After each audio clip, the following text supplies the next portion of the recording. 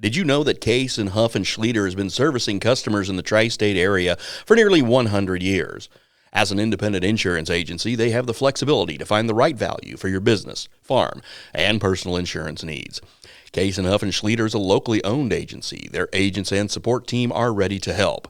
Give them a call or find them on Facebook. Case and Huff and Schlieder, proud sponsor of the Muddy River News Business Spotlight.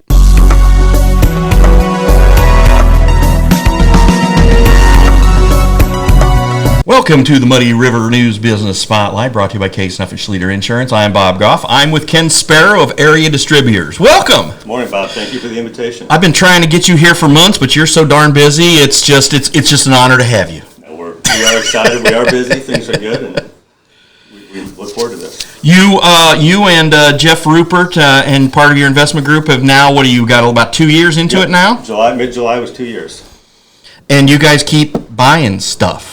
We're working on it. We've had opportunities. We don't want to do too many things too fast or things we don't belong in. But yeah, we've had a couple of acquisitions that make the company even bigger and better. And you took over. When you took over from the Slough family, you had this well-established business. But when you walked into that, and you and Jeff kind of took a look at it, what were some of the things you said? This is a great local company, but we think we can make it better. What sort of things have you done that you think kind of enhanced the company? First of all, it was built on a great foundation. The Sloughs started the company literally about 50 years ago. Dick Slough. And then his family ran it for many, many years. Jeff and I were in related businesses previously, so we knew the name. Didn't know as much as we probably thought we knew. The company was bigger than we thought. But so we had the opportunity, purchased it, and everybody involved was awesome from day one. I mean, we attempted, and I think really did a good job trying to find that balance because we continued to work with the family and still do to this day. A lot of the time that doesn't go well, but I think in this case it went about as well as it could. So all we've really tried to do is don't screw up what they were already doing well, and just get the name out there more, broaden the portfolio of products, maybe broaden the geography over time, that sort of thing. And when you talk about broadening the geography, it looks like the acquisition you have made has certainly been a way to expand the footprint. And your first, after, you got in business in July of 2020, July of 2020, then July 2021, you made your first purchase as a business to expand, correct? We did, and that was Marlon Business Forms, and I had always kind of known who Marlon was. It was kind of funny when I called Lon, the seller, and said, hey, someday if you think you're going to retire, we'd have interest in taking a look at this thing. And that day did come. He did call back, and we took a look at the information you would normally look at, such as the customer list. 80% of their customers were our customers already. So we felt, and he felt, we connected well right away.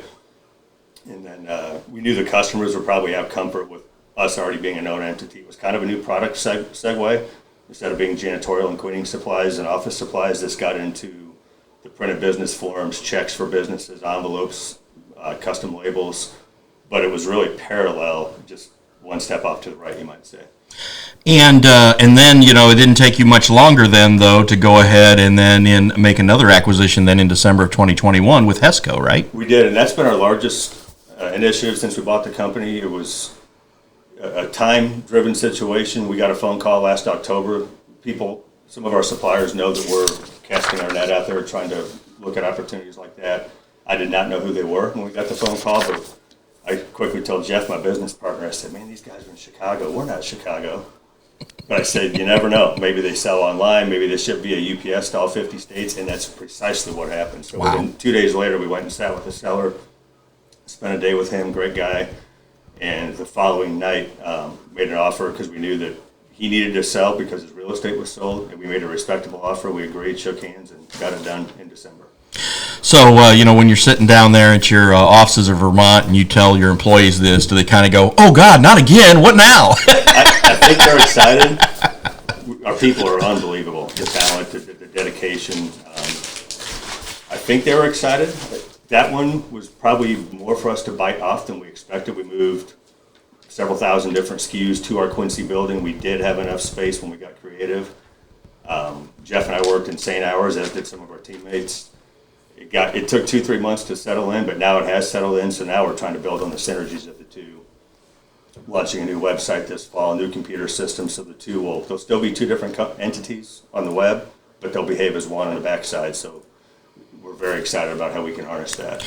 And I think it's important when you're sitting there because when you have to bring in another business into the portfolio, and you have certain it's never a given that somebody's operating system and your operating system are going to mesh, and eventually you've got to get it all. You don't want your people who have to sit there to go to 2 to 3 different platforms to get stuff done. You're eventually going to want to synergize all that. We are so excited about it. It's intimidating because it's not a small change.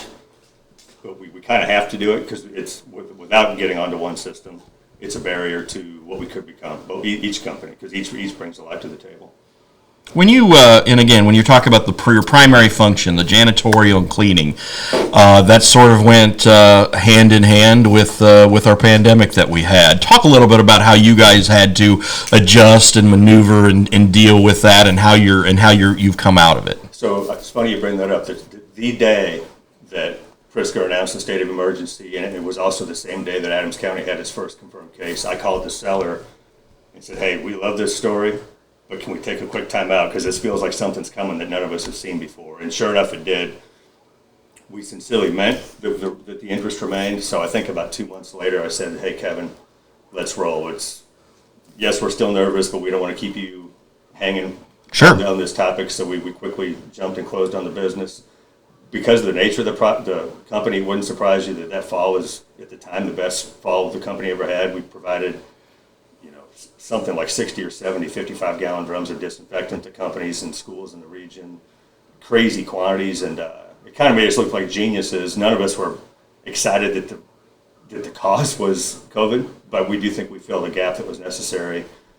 Since then, that has calmed down dramatically, which is good for society. None of us want that to be a key thing that changes life. But there's no doubt it, ironically, was good timing in that sense. Sure. And, when you talk about, your employees and what they have to go through, and you said you're very proud of your team, but it seems like everybody's always out there looking for new people, but you've got a pretty steady group in, and you're not really struggling to find workers now, right? Not right now. Early on, there was some turnover, which is completely normal during times of companies being bought and sold. And as those things occurred, we would try to find the next person, and we kind of wound up hiring people we either knew or maybe 1 or 2 steps removed. Awesome people. Some came from related businesses. Some were completely unrelated businesses. They've been awesome people. They seem to have been happy, and because of that, we continue to get referrals for new potential employees. And like I mentioned yesterday, there's actually a few folks interested today that I just don't really have an opening for. It's highly unusual, and I'm not bragging, because the day could come where we're not close. But right now, we're blessed with a great staff that's enough people, and couldn't be better people. And your primary customers are basically schools, restaurants, nursing homes, hospitals, who you can provide your products to. And then with the diversification, Jeff and I had a big background in the industrial packaging business, bags, boxes, bubble wrap, the stuff that Amazon brings to your doorstep every day. So we're continuing everything that Area did, but we've quadrupled or probably quintupled now our packaging business, and we're still at the tip of the iceberg there. And I guess so. What's next? I mean, you go and you and Jeff have put together this, like I said, this portfolio earlier, and now it's just at some point, you want to sit there and say, okay, we've got to maintain this, we've got our P&L, we've got to hit all our numbers, we've got to do all that. Is that really kind of the focus right now? Are you guys kind of in a stable mode, but if an opportunity popped up, you'd sure take a look? That's a great way to characterize it. We are looking. There are some current opportunities. In fact, there are many companies like us, typically maybe smaller towns, for example, and they're not the kind getting the attention from private equity, the larger companies, to possibly buy them. So we're looking at more than one right now. Those will bring us into other cities as they happen. However, Bob, we want to do it right and at the right time, and be responsible financially, so that we don't bite off more than we can chew. But yeah, we envision becoming a regional, multi-location distributor throughout Illinois, Iowa, Missouri, various markets. So when you talk about facilities, you have the one facility in Quincy, but you still have the others in Jacksonville and Chicago. Do you still have space there? So Chicago, we emptied the building. That building's been sold to another buyer, so we just moved the inventory there. That company, HESCO, We ship all 50 states and even internationally, but it's all shipped via UPS. Very different than the area model, which relies on primarily our own trucks. So we do not have real estate there. In the Jacksonville acquisition, Wade & Allen office equipment, that was essentially us buying a customer list for a 40, 50-year-old company. Okay. And we serviced that from Quincy. There were a few towns that they went to that we really can't get to very well from Quincy, but the ones in our sweet spot, we think we've done a nice job with. So in terms of that, is it a possibility where you and Jeff and your investor group sit down and say, okay, we we love it here, but we're bursting at the seams? Is it a choice of trying to find that space in Quincy or build that space in Quincy, or it's like, hey, maybe we need to look at a second location that's a little ways away to kind of balance things out? I think we're okay for the foreseeable future with Quincy space, both warehouse space and office space. I think changes you would see in facilities would be a new location 2 to 3 hours away in a couple of towns.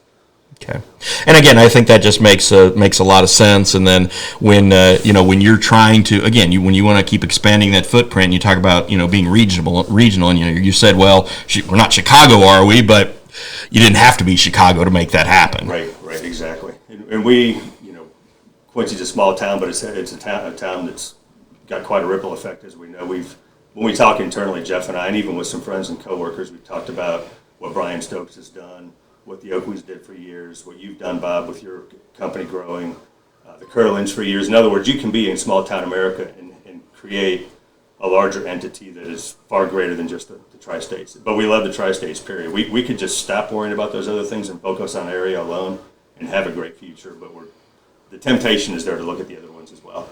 Ron Kinshriff would be appalled that you put us in the category of all those other companies, because he just looks at us as strictly a little small operation, and we're just going to be happy in our little space. But that's okay. No, we've enjoyed it. Us as friends, we've really enjoyed watching what's happened, and we've done what we've done at the same time you've been doing what you've been doing for recent times. It's fun to watch. And we appreciate your sponsorship and support of what we're Absolutely. doing. So. We'll continue. All right. Well, Ken Sparrow, thank you for the time. I sure appreciate the visit as always. Thank you. We appreciate it. All right. That's Ken Sparrow with Area Distributors, and this is the Muddy River Business Spotlight, brought to you by Case, Huff, and Schleter. Have a great week. Did you know that Case and Huff and Schleter has been servicing customers in the tri-state area for nearly 100 years? As an independent insurance agency, they have the flexibility to find the right value for your business, farm, and personal insurance needs. Case and Huff and Schleter is a locally owned agency. Their agents and support team are ready to help. Give them a call or find them on Facebook. Case and Huff and Schleter, proud sponsor of the Muddy River News Business Spotlight.